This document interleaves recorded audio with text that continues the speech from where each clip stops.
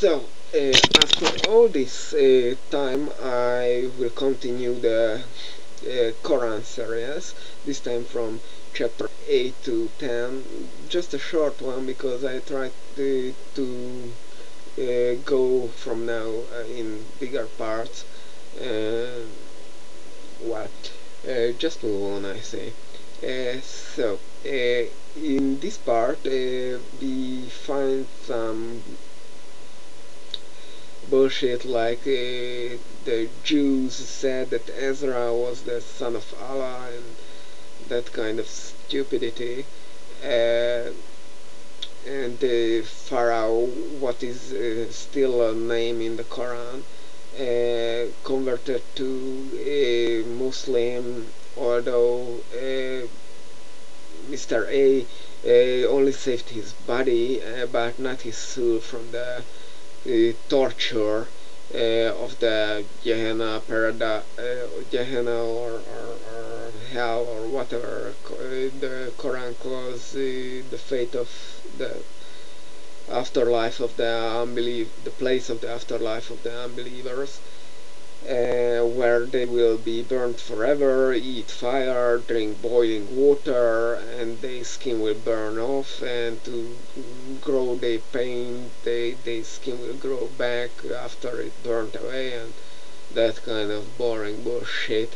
They really had small imagination when it comes to torture. Well, they had short imagination when it comes to reward, of course, as in the paradise or whatever the Quran calls it, has only gardens. Each garden will have its own river, and the Muslims will have the virgins in there, and they will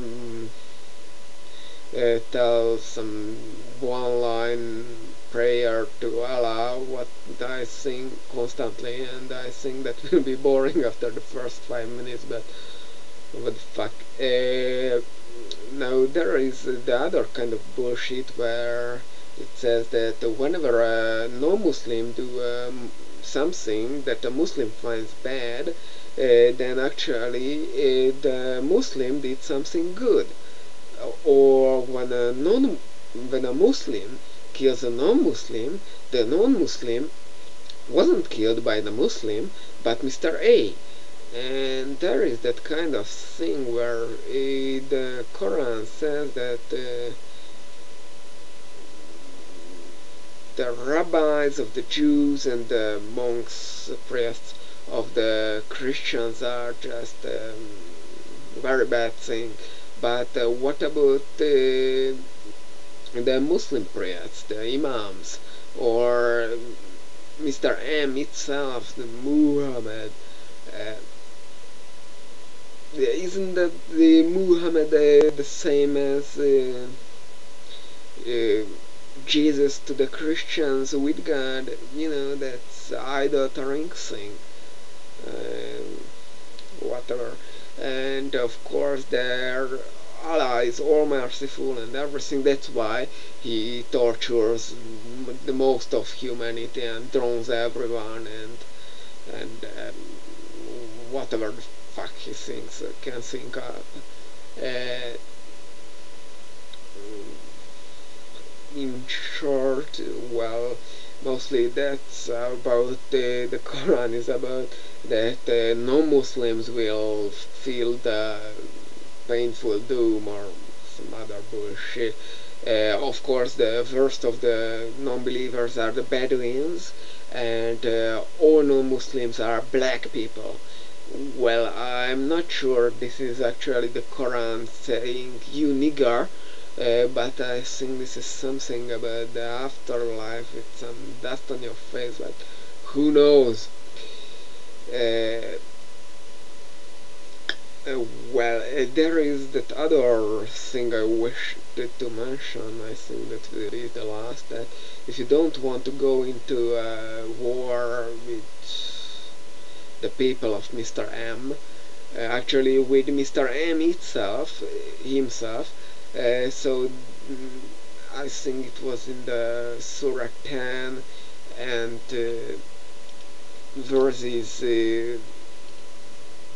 lines 38 to 40, that it really shows that the Quran was intended to really just a propaganda called in the time of Muhammad, so I don't really know why people bother with it anyway currently, and I don't even get it why people bothered with it back in those days actually.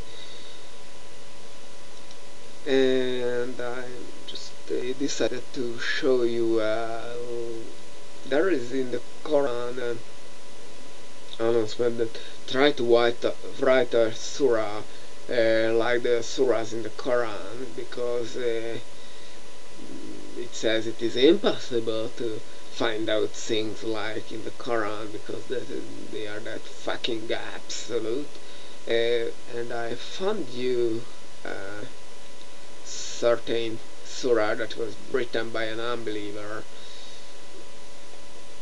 or even maybe a believer, but I just shit, why can't I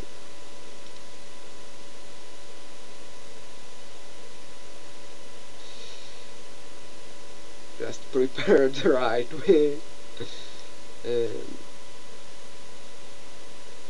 um, just a question, who was the people of Jonah, nation or city? I don't know, I read it in another language.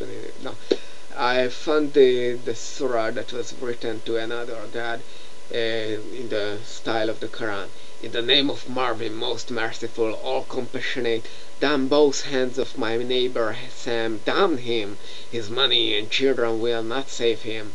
He will be burnt in a blazing flame. Sam and his dame, who is also to blame. As she was carrying wood to her home, she put some thorns in the path where I roam, so she shall suffer a torment most dire, dangling in hell from a noose of palm fibre.